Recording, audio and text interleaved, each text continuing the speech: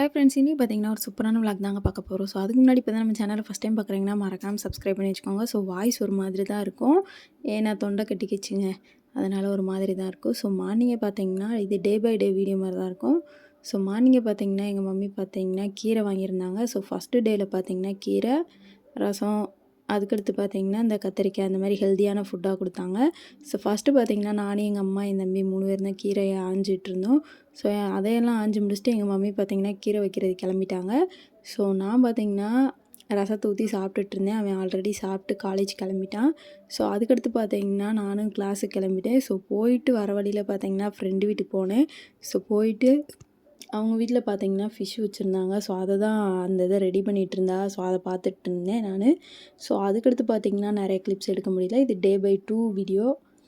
So இன்றைக்கி பார்த்தீங்கன்னா morning எழுந்திரிச்சு குளிச்சு கிளம்பி ரெடி ஆயாச்சு. ஸோ இன்றைக்கும் நான் கிளிப்ஸ் எடுக்க மறந்துட்டேன். இன்றைக்கி பார்த்தீங்கன்னா ஒரு குக்கிங் வீடியோ மாதிரி போடலாமே அப்படின்ட்டு தேவையானது பார்த்தீங்க. மதியம் பார்த்தீங்கன்னா எங்கள் மம்மி ரைஸ் மட்டும்தான் ரெடி பண்ணியிருந்தாங்க. ஸோ தொட்டுக்கு எதுவுமே இல்லையா அப்படின்ட்டு நானே எக்கு வச்சு எக் ரைஸ் போட்டுடலாம் அப்படின்னு சொல்லிட்டு பிளானை போட்டு தேவையானது எல்லாத்தையுமே எடுத்து வச்சிட்டேன். ஸோ ஃபஸ்ட்டு பார்த்திங்கன்னா அடுப்பை பற்ற வச்சு கடாயெல்லாம் எடுத்து வச்சாச்சு. ஸோ அதில் பார்த்திங்கன்னா எண்ணெயை போட்டு கடுகு, அப்புறம் பார்த்திங்கன்னா ஜீரகம், இந்த எல்லா ஐட்டமும் போட்டாச்சு.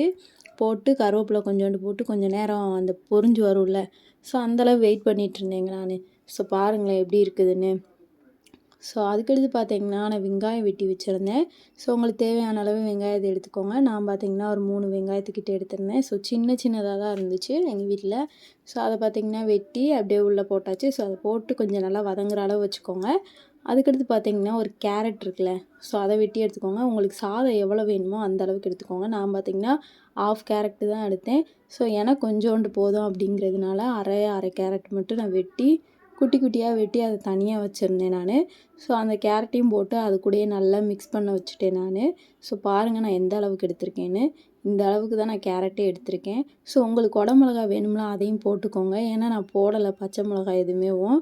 அதுக்கு பதிலாக வந்து நான் கேரட் மட்டும்தான் போட்டிருந்தேன். ஏன்னா எனக்கு கொஞ்சம் உடல்நிலை சரியில்லை, அதனால் உரப்பு சேராதே அப்படின்ட்டு நானும் போடல. ஸோ அப்புறம் பார்த்திங்கன்னா உப்பெல்லாம் தூவி விட்டு நல்லா கொஞ்சம் வதக்கி எடுத்துக்கோங்க. அடுத்து பொடி போடணும்ல, ஸோ அதுக்கு பார்த்திங்கன்னா ஃபஸ்ட்டு கறி மசால் பொடி போட்டுக்கிட்டேன் நான். ஸோ அப்புறம் பார்த்திங்கன்னா மிளகாய் பொடி போட்டேன். ஸோ இது எல்லாத்தையும் போட்டுக்கோங்க. ஸோ அதுக்கடுத்து பார்த்திங்கன்னா எங்கள் வீட்டிலேயே மிளகு பொடி வந்து நாங்கள் அரைச்சி வச்சுருந்தோம். ஸோ அந்த மிளகு பொடியை பார்த்திங்கன்னா அப்படியே நல்லா தூவி விட்டுக்கிறேன் நான். ஸோ நல்லா தூவி விட்டதுக்கப்புறம் பார்த்திங்கன்னா அதுக்கடுத்து வரது உங்களுக்கு ஆப்ஷன் தான். எனக்கு வந்து ரொம்ப பிடிக்கும் அப்படிங்கிறதுனால மட்டன் பொடி கொஞ்சோண்டும் பிரியாணி பொடி கொஞ்சோண்டும் சேர்த்துக்கிட்டேன் நான் எக்ஸ்ட்ரா.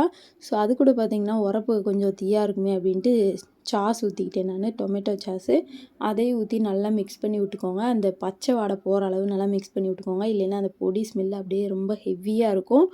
அதனால் பார்த்திங்கன்னா நல்லா நான் கிண்டி விட்டுவேங்க. ஸோ நல்லா பச்சை வாடை போகிற அளவு நல்லா கிண்டி விட்டுட்ருந்தேன். ஸோ பாருங்கள். ஸோ அதுக்கடுத்து பார்த்திங்கன்னா ஒரு எக் எடுத்துக்கோங்க. அதை பார்த்திங்கன்னா நான் நல்லா உடச்சி உள்ளே ஊற்றிக்கிறேன். ஸோ நல்லா உடச்சி ஊற்றிக்கோங்க. உடச்சி ஊற்றிட்டு அதை பார்த்திங்கன்னா நல்லா கிளறி விடுங்க. நம்ம இந்த எக்கு பொரியல் சாப்பிடுவோம் பார்த்திங்களா, அந்த அளவுக்கு வந்து வரணும் நம்ம. ஸோ எல்லா மசாலாவும் எல்லாத்துக்கூடையும் ஜாயிண்ட் ஆகிற அளவு நல்லா கிளறி விட்டுக்கோங்க. ஸோ அந்த இதில் ஒட்டாத அளவுக்கு நல்லா எல்லாத்தையுமே பிரட்டி எடுத்துட்டு, ஸோ அப்புறம் பார்த்திங்கன்னா நான் சாதம் வச்சுருந்தேன். எங்கள் வீட்டில் பார்த்திங்கன்னா வடித்து வச்சுருந்தாங்க. ஸோ அந்த இது பார்த்திங்கன்னா எனக்கு தேவையான அளவு நான் எடுத்து அப்படியேவும் உள்ளே போட்டுட்டேன் நான். ஸோ இது பார்த்திங்கன்னா கொஞ்சம் நிறையாவே கிண்ட வேண்டிய நிலமை வரும். நான் பார்த்திங்கன்னா அப்படியே பொறுமையாக உட்காந்து கிண்டிகிட்டு இருந்தேங்க. ஸோ உங்களுக்கு எந்த அளவுக்கு கிண்டணுமோ அப்படி கிண்டிக்கோங்க. நான் பார்த்திங்கன்னா அப்படியே பொறுமையாக நல்லா கிண்டிட்டு உட்காந்துருந்தேன் பாருங்கள். ஸோ ஏன்னா நான் குட்டி வடச்சட்டியில் வச்சுருந்தேன் நான். நீங்கள் பார்த்தீங்கன்னா உங்கள் வீட்டில் பெருசாக வச்சுருப்பீங்க, அந்த இதில் பார்த்திங்கன்னா கிண்டி எடுத்துக்கோங்க. ஸோ அதுக்கடுத்து பார்த்திங்கன்னா நல்லா வேகமாக கிண்டிட்டு இப்படி தான் இருந்துச்சு எனக்கு. ஸோ லைட்டிங் எங்கள் வீட்டில் கிடையாது, அதனால் பார்க்குறதுக்கு இப்படி இருக்குது. ஸோ செம்ம டேஸ்ட்டாக இருந்துச்சுங்க. சீரியஸாக நீங்கள் கண்டிப்பாக ட்ரை பண்ணி பார்த்துட்டு எப்படி இருக்குது அப்படின்னு மறக்காமல் கமெண்ட்டில் சொல்லுங்கள். ஸோ ஃபைனலாக பார்த்திங்கன்னா எக் ரைஸ் ரெடி ஆயிடுச்சு. ஸோ நான் எப்பயுமே இந்த மாதிரி தான் ட்ரை பண்ணி சாப்பிட்டு பார்ப்பேன். எனக்கு ரொம்ப ரொம்ப பிடிக்கும். ஸோ அதுக்கடுத்து என்னங்க, ரெடி ஆயிடுச்சு, சாப்பிட்றதா வேலை. ஸோ அதை பார்த்திங்கன்னா அப்படியே ஒரு தட்டில் எடுத்து வச்சுட்டு நானும் வெளியில் வந்துட்டேன். ஸோ வெளியில் வந்து கொஞ்சம் காற்றோட்டமாக சாப்பிட்லாமே அப்படின்ட்டு நானும் எடுத்துகிட்டு வந்து நல்லா பொறுமையாக உட்காந்து சாப்பிட்டேங்க.